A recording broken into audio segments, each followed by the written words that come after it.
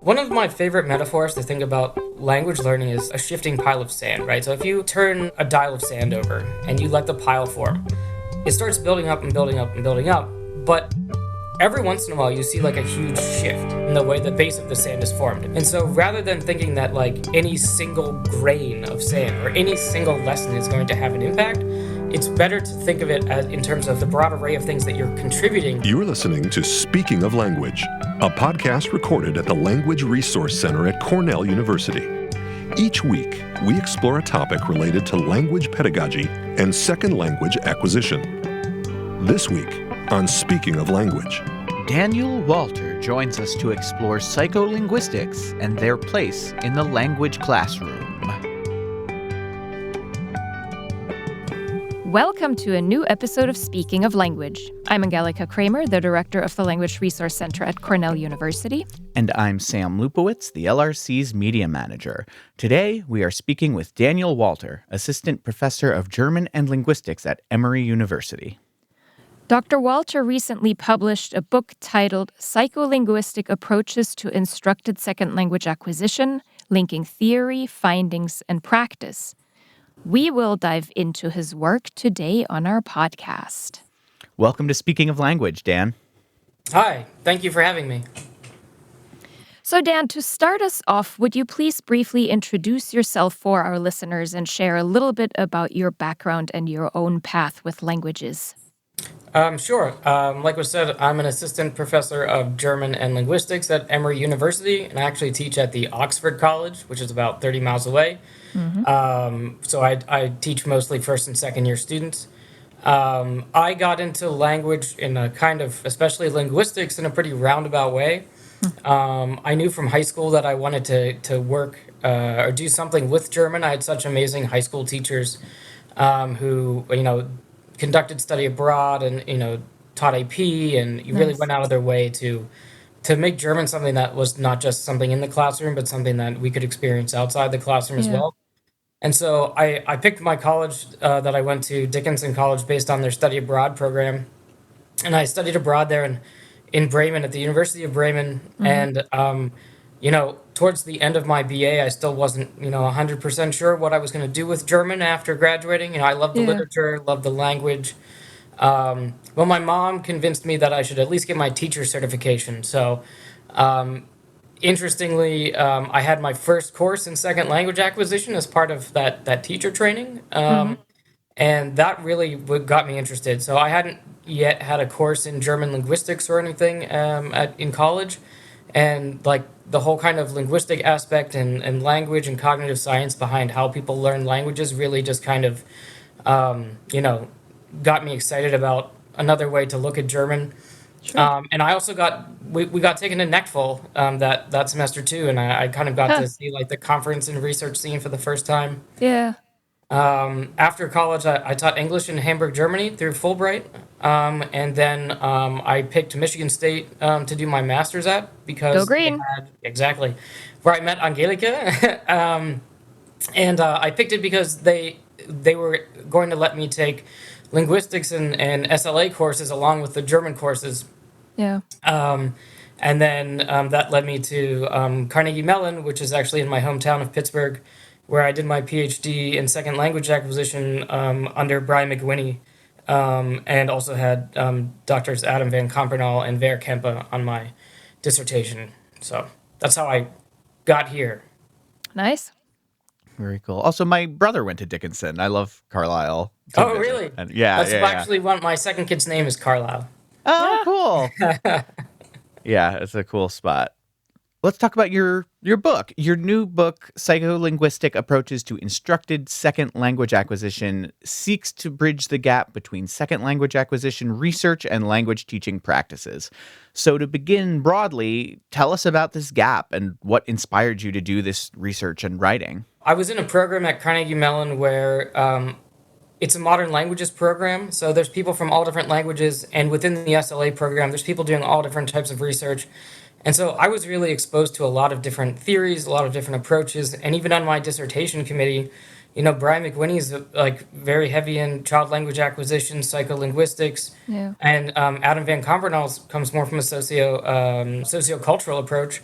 and I'm trying to, negotiate these different ways of looking at language learning and seeing how, how do these processes all fit together, right? It's not like one of these is absolutely correct, right? So how do these kind of like Sure. integrate with each other, and how can we see, how can psycholinguistics, affect what the types of teaching that we do in the classroom rather than just describing it? And then on the other side, you know, things that are more instructionally focused, like concept-based instruction that I work with, what are the cognitive mechanisms behind that? And so trying to make those connections clearer, which I had to do for my dissertation, so Sure. that people would Yeah. agree on it, but also that people who maybe fall on one side or the other more see a clear connection between theory and practice. So teaching and researching second language learners. Nice. You view conscious and unconscious learning processes as more of a continuum than a binary. Of course, we like the sound of that here on Speaking of Language. What can you tell us about how you view the spectrum of learning in your students or in students in general? So I think what's important for me to kind of differentiate here is that I'm not saying that there aren't conscious and unconscious things, but that a lot of the things that operate unconsciously, you can pull into your conscience. So I wanted to take as an example, you walk into a second language classroom for the first time, pick a language you don't know. And you sit down and the person, the teacher or the instructor, whoever starts to speak in that language. I mean, I do that in my 101 class, Sure. you know. So to think to yourself, what are you consciously paying attention to? Like, what are you paying attention to? There's no way you can pay attention to symbolic meaning, right? Of You course, you yeah. don't know what any of the words mean. So there's all these other things that you're attuning to, not just the speaker detail. So like, what are the physical aspects of the room, and what are the things that the instructor's doing. But also, if you're looking at the language, you're paying attention to the sounds of the language, right? You're looking purely at the sounds. Like, what sounds do you hear? What patterns can you pick up from those sounds? And how can you repeat those? If you look at advanced language learners, go back to that same classroom 4 or 5 years later, those would be subconscious processes, right? Mm, Hopefully, the learner is no longer listening for recognizing phonological patterns, but they're right. they're automatically recognizing words. So what's important here is to understand that the same mechanisms involved in raising awareness of consciousness and paying attention in that first class are the same mechanisms involved later, and that they can be turned to look at different things. So Hmm. they might say that there's certain entrenchment or stabilization of certain phonological patterns that the person's Yeah. producing, right? But an advanced student can just as well turn their attention from meaning to the way that they're producing certain sounds, right? And so, what I'm trying to show in this book is that these conscious processes and what we do subconsciously versus consciously fluctuate throughout the course of someone's individual development, and Mm, should also fluctuate throughout the curriculum. But there's no right. reason that things that have been proceduralized or automatized, they can still be put back under the microscope of consciousness and worked on by students to reflect on. So I think what's really important for me, and I hope people get out of the book, is that you know there's this divide in SLA between explicit tasks or explicit knowledge and implicit knowledge, right? Yeah. But I think that leads some people to think that like things that are learned implicitly then cannot be brought Hmm. under the scope of consciousness. But Interesting. that's Yeah. which I would say is absolutely not true, right? Yeah. You can take things that you do automatically and take a closer look at them every day. So Sure. I think that talking about language learning on a continuum of conscious to unconscious makes more sense than just assuming that certain processes are conscious processes and certain ones are unconscious Hmm. processes. Interesting. Yeah. Tell us more about how psycholinguistics comes into play. What are you hoping an instructor can find in your book that would help revamp their classroom instruction? One of the things that I hope instructors can find out of this book, and I wrote it in a way that I hope is approachable to most people. It's a little theory heavy in the middle, I would say. But if you didn't know any psycholinguistic theory, I would hope you could pick up this book and read chapters 1, 5, and 6, right? And get a ton out of it. And so what I hope that you get out of it is understanding for as an instructor, what are the psychological processes going on inside of every single learner in your class, and how Mm-hmm. can you use that understanding to structure your curriculum, your lessons, the way that you teach, in a way that's going to make the most use of those psychological processes, and also diversify the types of processes that you are involving. I think one of my favorite parts of the book that I get to talk about is, there's no right method, Mm. right? There's no singular method. And in fact, Yeah, using only a single method, I find detrimental because you're only sure. building certain ways of understanding language. And so for me, seeing that there's an art in the teaching of the science of psycholinguistics, in that the teacher or the instructor or whoever's, tutor, it's their job to knit together these effective tools and understand what types of processes their students are going through. And hopefully they can take a long-term approach. Like, one of the things I hope they get out of it is that they see that, grammar isn't learned overnight. Right? Yeah. If you look at recent studies in cognitive linguistics, there's a lot of evidence that shows there's gradual development of grammatical features, right? So understanding that and the process that it takes to acquire and use new forms would lead someone to, rather than think that I teach X form in German 2, would lead them to believe, how do I revisit this term in more complex ways from German 1 all the way through Mm-hmm. AP, right? The idea being that there's always room for a deeper understanding of these grammatical features, and that, and not just grammatical features. I talk about other things that are really important, I think, in the book, about motivation and other things that affect the way that learners approach language learning. But, understanding that, covering a certain topic at a particular time is not going to be sufficient for learning. And understanding that we should be structuring learning through multiple contexts over time, and utilizing that, what I come back to then is utilizing that conscious awareness that you have freed up in a later state. So, like, if you are more advanced, you don't have to use as many cognitive resources Sure. to do the task. You can then apply those to thinking about, well, why am I doing the task this way? Why would I pick this term versus that term? Why would an author I'm reading decide to use this term versus that term? And I think those are questions that, bring grammar back into play, not just at the high school level, but also, I think, important at the college level, right? So how do you keep integrating the understanding or the use of language throughout the curriculum, even in courses that, maybe have a literary focus? Yeah. You also discuss in your book the unique perspective that multilingual cultures have to offer on second language acquisition. Can you unpack that for us a little bit more?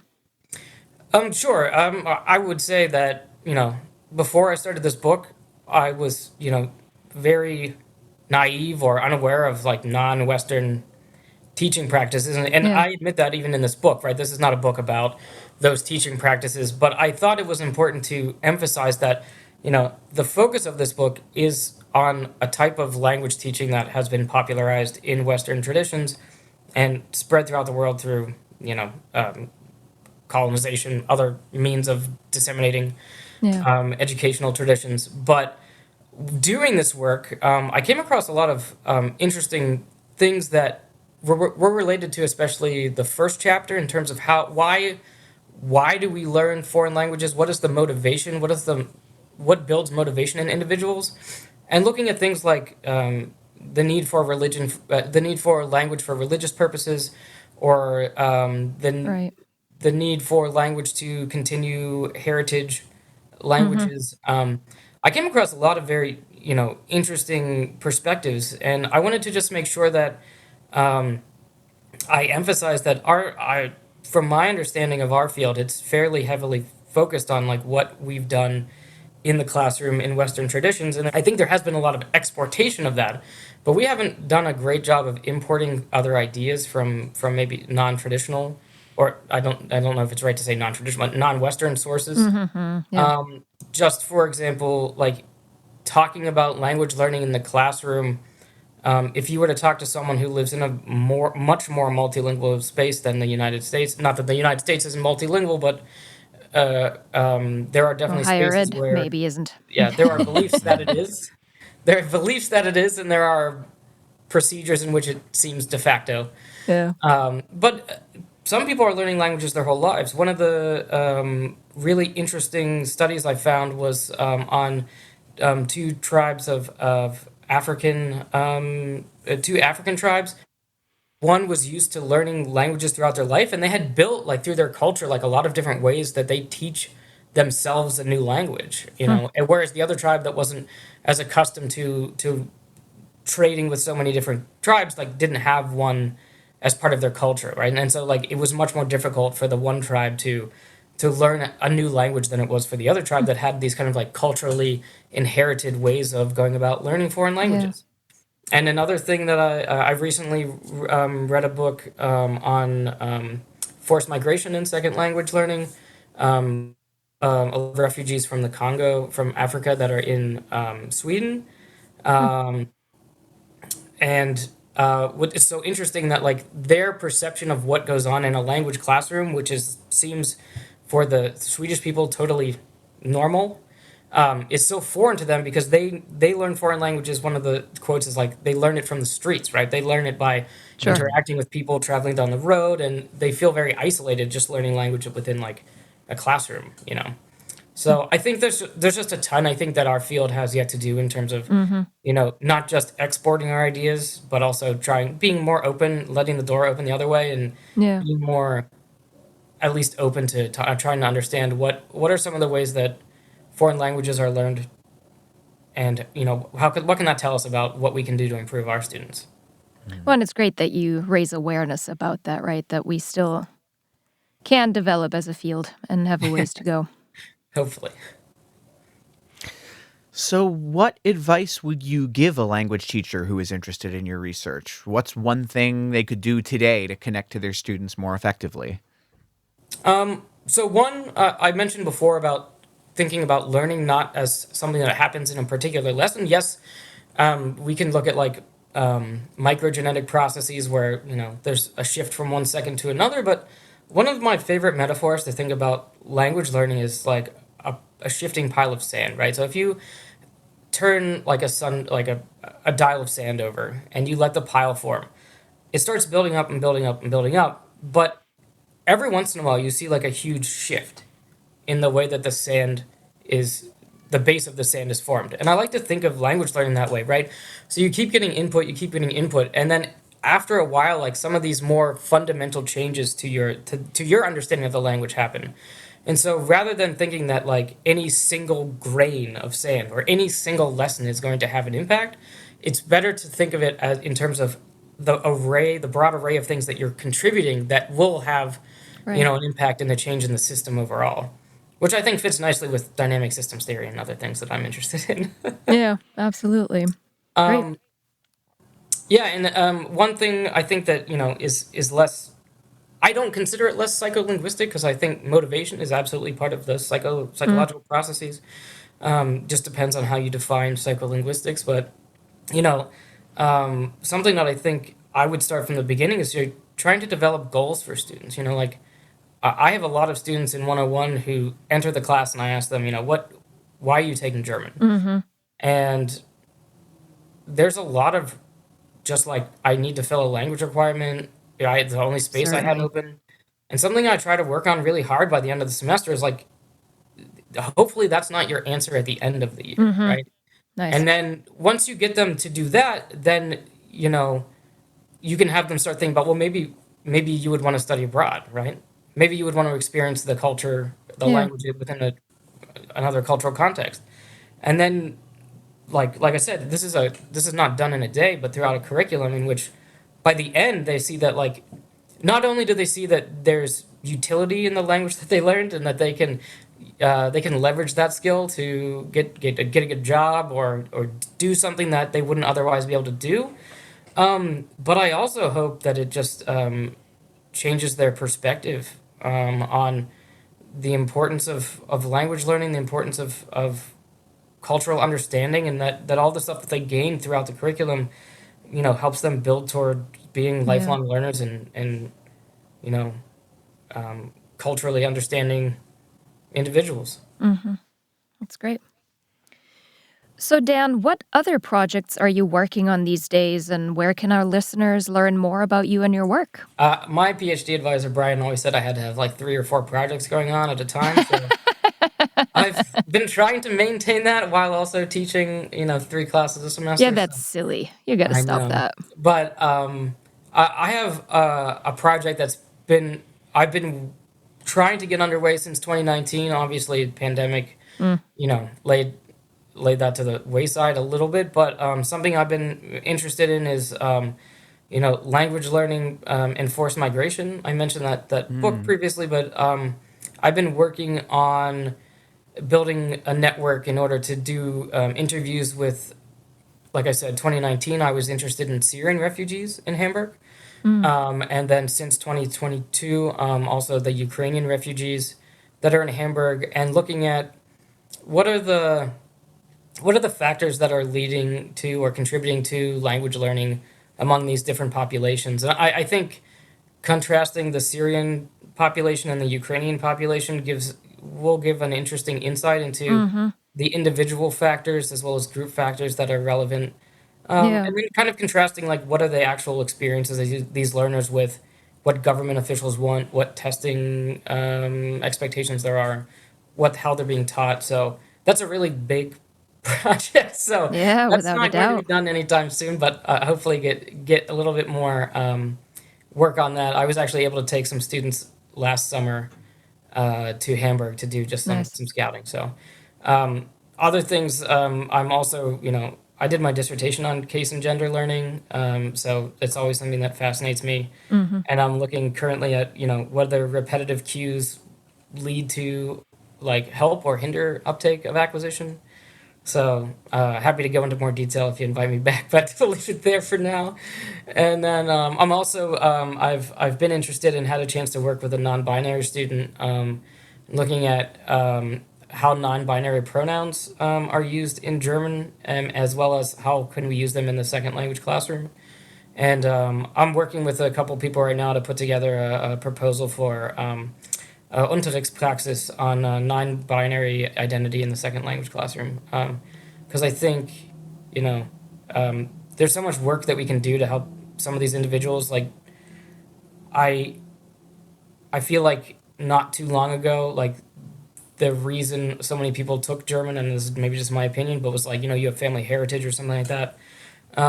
But we need to, do the work as German teachers and professors to, make German any language, but for me, German, an inviting classroom, a place where they can see themselves in. And, it takes us doing some of this work on not putting the impetus on our students to find all this stuff out for their own, Right. but, do the research about how can we make LGBTQ plus issues part of the curriculum, and Yeah. how can we deal with racial issues in the classroom. So those are all really important to me, and things I've come to learn since, becoming a professor that I didn't have to face as much as a graduate Sure. student. So. Sure. Awesome. Well, this has been great to chat about all of this, and we so appreciate it. But before we sign off, we'd like to ask you to share a word in a language you speak, love, are learning, want to learn, that doesn't exist in English, but you wish it did. What is that word for you? So I have to go with my favorite German word, which is Fernweh, which literally means fan is afar or distant, and weh is pain. And it's the opposite of Heimweh, which is homesickness. So it's kind of like a far sickness. And the reason I love that word is just like I grew up thinking like, oh, you can be homesick, but what if you want to go somewhere else, right? You could just be at home feeling the need that you need to get away and that you need to be somewhere else. So thanks. Nice. That's a good one. I like that. Awesome. Well, Dan, thank you so much for speaking of language with us today. Thank you very much, Angelica and Sam. Tune in next week to hear about 2 other fantastic podcasts here at Cornell. The Next Monsoon, produced by the South Asia Program, and Getty Lecture Rewind, produced by the Southeast Asia Program. Until then, Auf Wiederhören! The Language Resource Center is located on the ground floor of Stimson Hall on Cornell's main campus in Ithaca, New York. Check us out on the web at lrc.cornell.edu Or follow Cornell LRC on Facebook, Twitter, and Instagram. Speaking of Language is produced by Angelica Kramer and Sam Lupowitz. Recorded by Sam Lupowitz. Original music by Sam Lupowitz, Dan Gable, and Joe Gibson. Thanks also to the College of Arts and Sciences at Cornell University. As a reminder, the ideas and opinions expressed on this podcast do not reflect those of the College of Arts and Sciences or any other official entity of Cornell University. We thank our listeners, and do stay tuned for our next episode.